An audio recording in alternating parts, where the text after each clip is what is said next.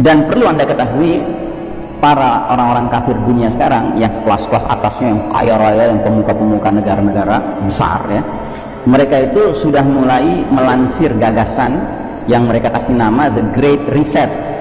Tolong catat, great itu artinya megah ya, reset itu reset. Anda tahu reset kan? Kalau seandainya HP kita udah mulai macet kan, mesti di reset kan, set ulang gitu. Nah jadi mereka ngumpul Pak di Davos di Swiss setiap tahun sekali. Tahun 2020 kemarin ketika Covid lagi rame-ramenya bulan Juli, mereka ngumpul di Davos nih, orang-orang kaya dunia, Yahudi ya kan, pemuka-pemuka berbagai negara. Terus mereka melontarkan gagasan namanya Great Reset. Dunia udah kacau secara ekonomi gara-gara Covid, dunia udah kacau secara sosial gara-gara Covid ya kan. Maka inilah saat yang tepat untuk melakukan Great Reset, penataan ulang dunia ini besar-besaran. Nah Great Reset itu apa?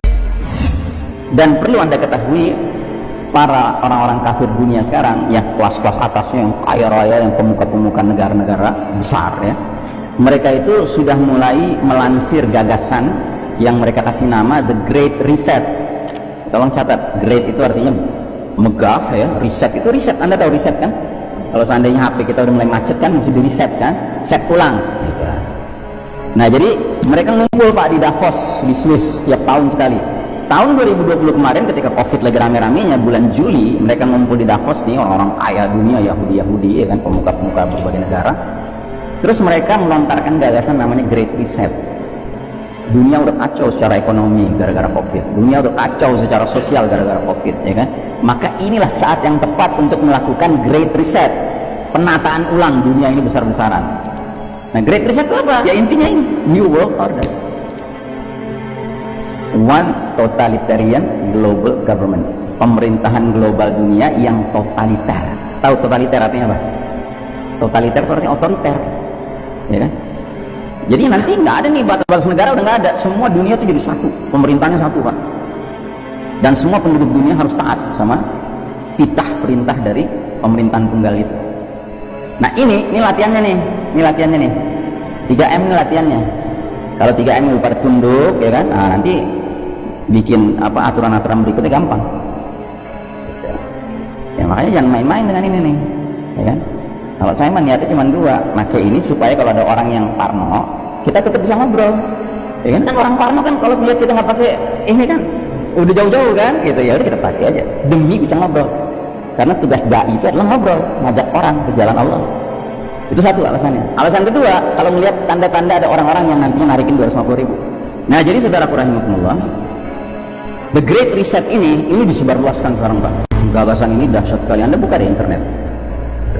Salah satu slogannya The Great Reset ini adalah you will own nothing and you will live happily, and you will live happy and you will be happy ya kan? Anda tidak akan memiliki apa-apa, tapi Anda akan hidup senang. Wih keren ya. Berarti paham apa ini? Paham komunis. Semua milik negara, semua dijamin sama negara dengan bayarannya apa? Ketaatan penuh pada negara gitu. Ya kan, yang mau taat, oh udah dijamin.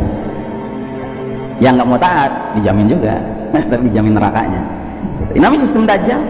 Kan sistem Dajjal berarti sebuah sistem yang karakternya kayak Dajjal. Nah sedangkan Nabi jelaskan Dajjal itu karakternya gimana? Dajjal itu karakternya kalau nanti sudah keluar, dia masuk ke semua negeri, semua kampung kecuali Mekah dan Madinah. Karena dua kota suci ini dijaga barisan malaikat yang siap menghunuskan pedang mereka menebas lehernya Dajjal kalau mendekat. Nah jadi Dajjal masuk satu kampung, dia umumkan ana rabbukum, aku Rabb kalian, mirip seperti ucapan siapa? Fir'aun ya. Nah penghuni kampung itu jika terdiri dari kaum kafir dan kaum munafik, muslim munafik ya kan, mereka akan segera mengkonfirmasi anta rabbuna, engkau Rabb kami, tolonglah kami sudah lapar, kami sudah haus ya. Maka Dajjal kasih surga dengan cara dia perintahkan, hai langit turunkan hujan, turun hujan dengan izin Allah, hai bumi keluarkan tumbuh-tumbuhan, keluar tumbuh-tumbuhannya dengan izin Allah. Hewan ternak dari kaum munafik dan kaum kafir ini gemuk-gemuk, susunya banyak, dikasih surga sama Dajjal. Tapi begitu Dajjal masuk ke satu kampung yang lain, dia umumkan lagi ana rabbukum, kampung itu kumpulan orang-orang istiqamah, mukmin istiqamah.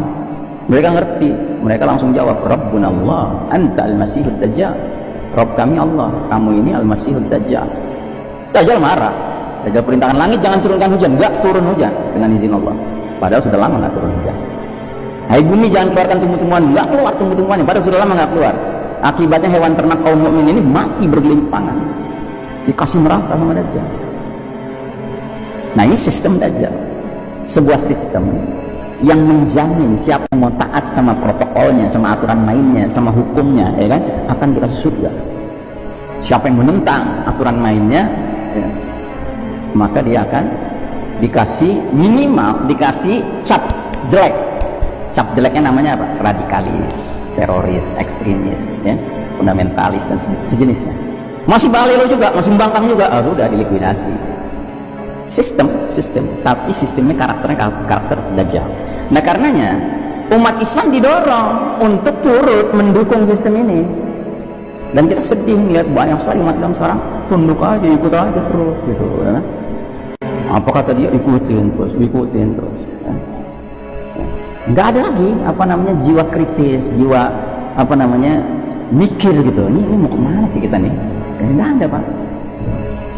Karena apa ya? Karena memang kebanyakan sudah jadi buih yang mengapung di atas air, ya, Allah sudah cabut rasa takut musuh kepada umat ini. Bahkan Allah tanamkan penyakit buahan, hubbud dunya wa karahiyatil maut. Wah gawat nih, nanti kita bisa mati ini gitu. Wah, ya. Memang mati kenapa? Mati kan niscaya, pasti mati. Tinggal masalahnya bagaimana mati yang husnul khatimah. Nah jadi umat Islam berarti diajak turut menyambut hadirnya fitnah paling dahsyat sepanjang sejarah Bani Adam. Jadi bukan turut nantinya siap-siap barok dari Dajjal, ya kan, turut siap daftar untuk walak sama Dajjal. Na'udzubillah min dzalik. Gitu. Makanya dimulai dengan sekarang, selagi Dajjalnya belum keluar, baru Dujjal, baru Dajjal kecil, sudah latihan walak gitu, latihan walak kepada Dujjal kecil. Ya, sehingga kalau Dajjal besarnya benar-benar datang, ya pasti walaknya gitu. Ngadepin yang kecil-kecil gini yang sihirnya nggak seberapa aja udah kena, apalagi yang sihirnya kenceng gitu, ya kan? Nah makanya saudara rahimahullah, ini bukan hari-hari yang ringan, Pak. Ini hari yang berat. Ayyamus sabr kata Nabi, hari-hari yang menuntut kesabaran berlipat ganda, ya. Nah jadi saudara rahimahullah, ada seorang penulis, ya ini, jadi ini sistem kafir syirik sekarang ini pada dasarnya sistem Dajjal, ya. Dan lembaga yang mereka katakan untuk mempersatukan, mempertemukan, menjalin kerjasama antar bangsa, ya kan, yang kemudian ikonnya seperti ini, ya, yang bernama PBB, ya, atau UN, ya, ini sebenarnya ikon-ikonan di depan layar saja, tapi hakikat ikonnya apa? Ini hakikat ikonnya, Novus Ordo Seclorum, itu hakikat ikonnya.